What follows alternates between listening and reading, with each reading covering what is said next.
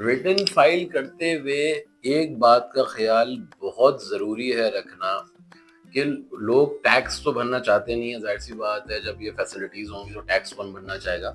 Part of this, लेकिन हमें कानून तो फॉलो करना है। तो अक्सर लोग करते क्या हैं कि भाई एसेट्स ले लेते हैं, चीज़ें ले लेते हैं, पैसे आए हुए होते हैं, टैक्स भरना नहीं है। अब ज़ाहिर सी बात है, एज़ ऑफ लॉ 6 लाख से ज़्यादा इनकम भी नहीं दिखाई जा सकती। तो कंसल्टेंट्स करते क्या है कि लोन दिखा देते हैं कि भाई एसेट्स जो है वो हमने लोन लेकर लिया है। देखिए, लोन की ट्रीटमेंट 3 साल तक, अगर तो बैंकिंग लोन है फिर तो कोई ऐसा इशू नहीं है। बैंकिंग लोन में तो प्रॉपर जो है वो सर्टिफिकेट्स होते हैं, बैंक्स खुद आपको सारी अमोर्टाइजेशन टेबल वगैरह सब देता है।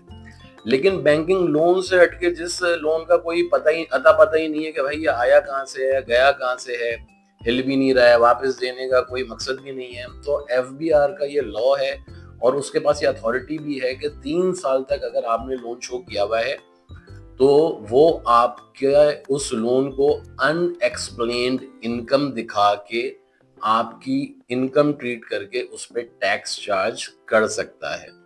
तो अगर आपने किसी से लोन लिया हुआ है वाकई का, तो एग्रीमेंट बनाए लाजमी।